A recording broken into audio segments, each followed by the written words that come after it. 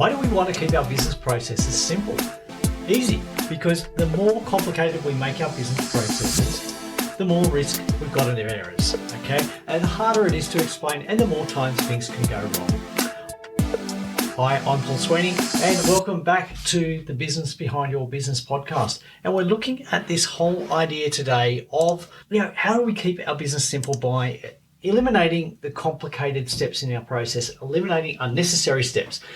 Okay, when we make things complicated, it's very hard to explain it to somebody else and make sure that they get a perfect understanding of what we're trying to achieve.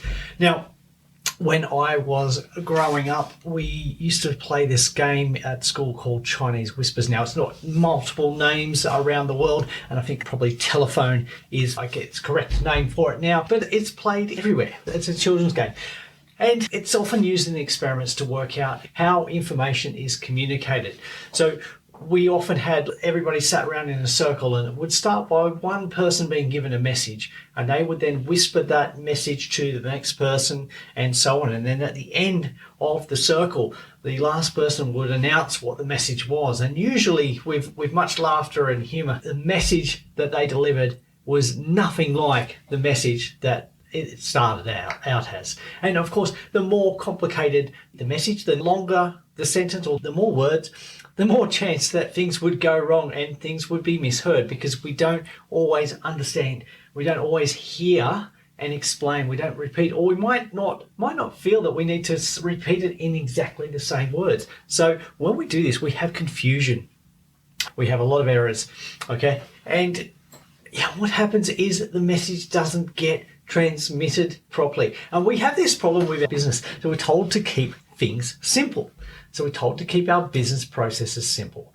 Okay. And look, it's very easy to get things wrong. So why complicate it? When we need to explain it to somebody else, okay, when we need to explain a process to somebody new, a new employee,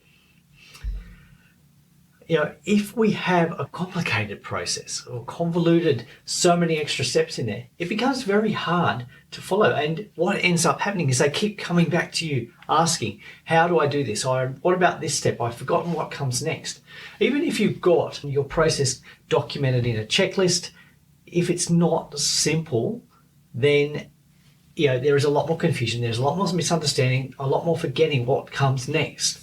So how do we eliminate that confusion? Because when we can do that, we can remove ourselves as the business owners from a lot of the decision-making process. We don't need to be involved. The more decision points we have in our process, the more times things can get mistaken.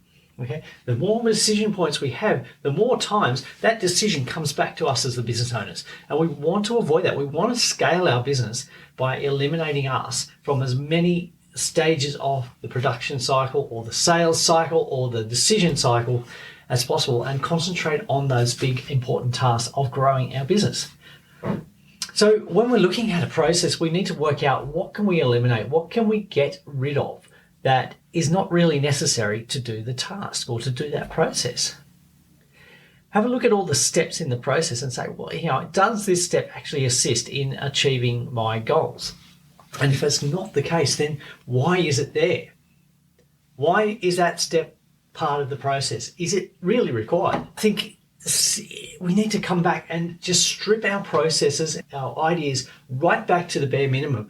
If we want to go from A, B, C to D, then why introduce X, Y, and Z? Let's have a look at the bare minimum of what needs to happen. Okay, if we're looking at sales, we want to talk to a customer, convince them to buy, and make the sale. That's a simple process, but we introduce so much complexity into what's going on. We introduce so many options. When I went to the supermarket recently to buy cereal, there was a whole aisle of cereal. When I was growing up, we had 5 choices. We had cornflakes, wheat product, sugar stuff, but we had less choice. So it was very easy to make a decision. Often in our sales process, we complicate it by introducing too many options or too many variables and then not being able to explain those variables quickly and easily. We make the process complicated. A lot of the restaurant chains at the moment have moved to a lot more self-service, where you choose a lot more of what goes into your menu item with a view to making that process faster. But there is so much more choice there. They have given you so many choices. You can have 6 different types of milk in your coffee. Or, you can create a burger with so many different options. But it slows down the process. Whereas in the past, it was very simple. Here is what is available. And, the sales process and the time it took to deliver were much shorter. So when we make it complicated, we extend the time taken. We introduce more points at which the process can go wrong. Okay, so if we start with our process and just strip it back to the minimum number of steps and work out, with this minimum number of steps, will it actually achieve the outcome that we need? At what points is there confusion? Okay, are we creating confusion here by introducing too many options? If the answer is not clear which way to proceed, then we need to have that in the process. Simplify the process. Remove the options, remove the decision where people have to think about what outcome they should choose. Make it simple to follow. And when you make it simple to follow, there is more compliance. There is less risk of error, of misunderstanding the process, or leaving a step out, or bypassing a step because it's just too hard. I think we have introduced a lot of unnecessary complexity into a lot of the things we do.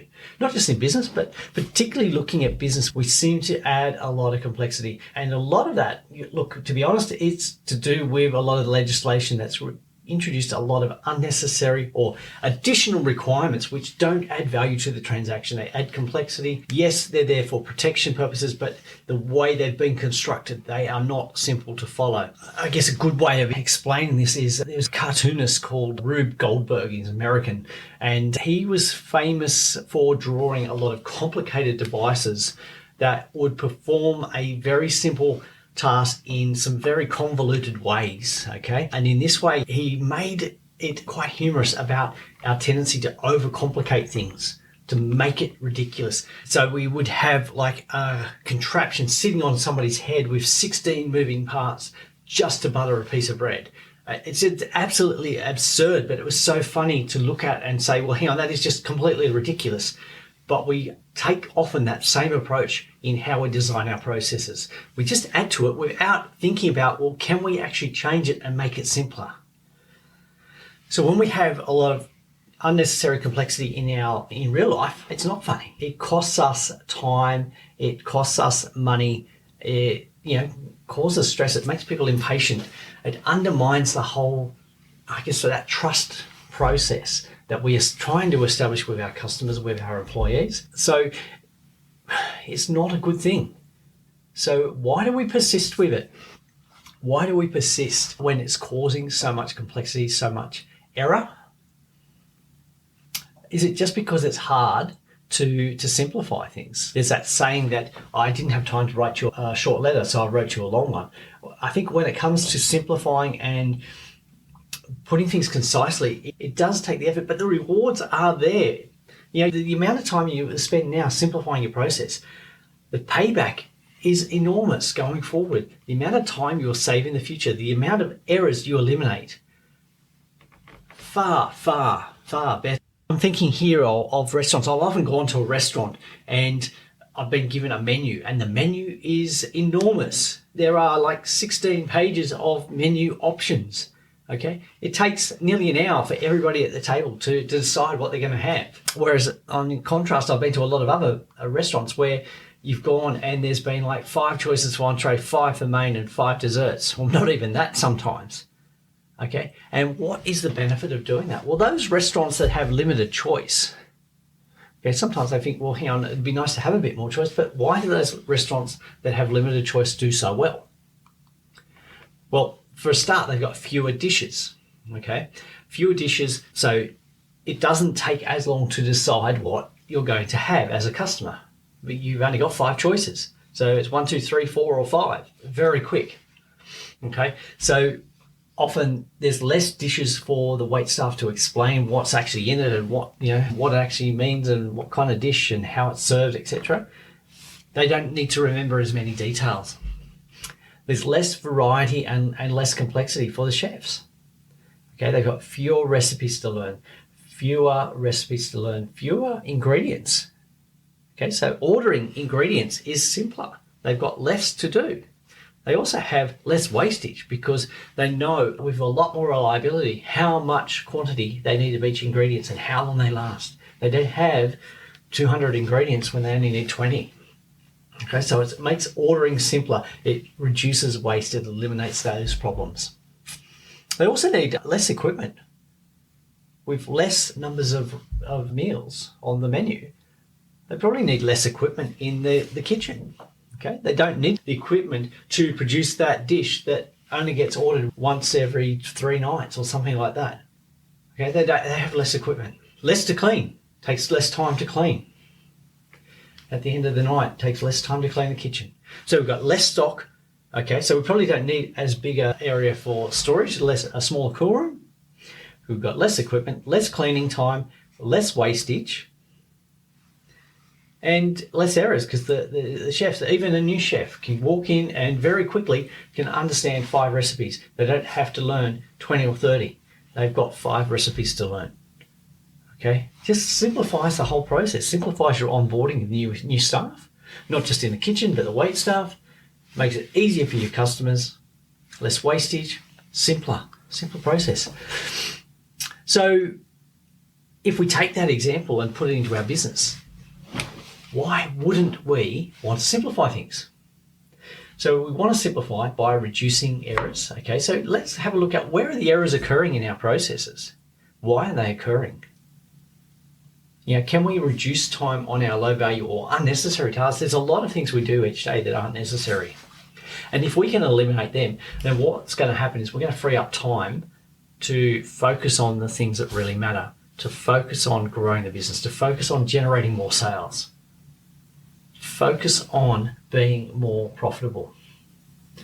So if we can eliminate unnecessary steps, simplify the process, we're going to have a more profitable business. We're also probably going to have, no, not probably, we are going to have a business we enjoy a lot more because we're not going to have the errors. We're not going to be spending time doing things that aren't creating value that we don't enjoy. And we're going to be more profitable, which means we're going to have more resources available to enjoy what really matters, to enjoy those reasons for why you start a business in the first place. So there's a rule of opportunity costs that we need to take into account. Like if to do more of what really matters, we have to do less of what doesn't matter. Okay, am I making this clear enough? We can't spend more time doing the really important things if we are spending time doing tasks that create no value, that are not important. So if we can stop and simplify, eliminate the things that don't matter to the process, that don't add value, then we can create more space for the things that do. We can create more space and time to concentrate on the things that really add value. So it's not always easy, but it's worth the investment in time. It's worth the investment in doing it. Look, we've been here. Look, if you've been listening to the podcast, you might have heard me mention we've been hiring some new employees as our business grows. And we've really been looking closely at how we have our processes. Are they easy to follow? Because we're having to explain it to people at different levels. And some of these don't have any experience. We're hiring some cadets, some undergraduates. And they don't have the experience. They also don't have the knowledge of some of the terms that we take for granted, some of the assumed knowledge. So we've been very, careful about not just telling them how we do things, but as we're doing it, we're actually looking at, well, is that actually necessary? Is that step required? Can we make this simpler so that it's easier to follow? Can we reduce the number of times that they have to ask us a question because the answer's not obvious? So it's been really beneficial to go through that process and think about how can we make it easier for these new employees to get up to speed very quickly in the processes that we need them to follow. And the benefit has been that each time we've gone back and we've sharpened the process, we've eliminated some unnecessary steps, we've made it clearer, simpler. The next time that process, that task is performed, it's been performed faster, more effectively, with less errors, better result, more effective outcomes. You multiply that by the number of processes and tasks that you have in your business on a day-to-day basis, by the number of employees. That's an enormous amount of time that you can save by simplifying your process, by eliminating unnecessary steps, unnecessary confusion. There are a lot of ways that you can do this. And part of the process is getting feedback from people.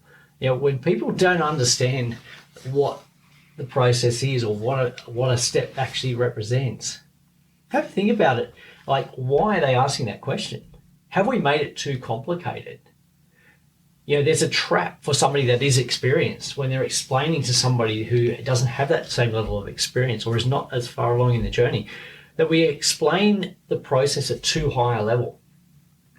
We forget about the learning and the assumed knowledge that we've brought in over years of experience. I heard this mentioned in a podcast recently from Pat Flynn.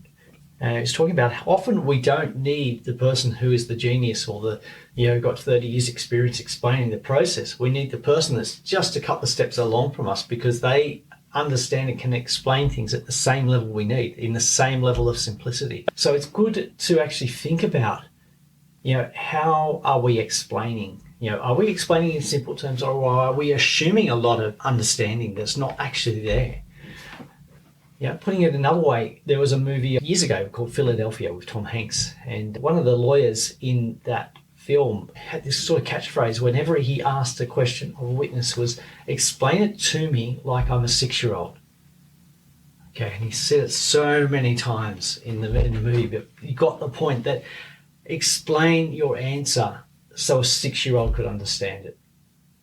Okay, if we can put it in a very simple level of understanding, then it's so much easier for people to follow. When they can follow it, they understand it. There's less errors, there's less risk, less mistakes, more satisfaction. I think we overcomplicate it. We assume that we need to make our processes complicated just to, substantiate our level of expertise or our understanding. I think we need to go and reverse that and make things simpler.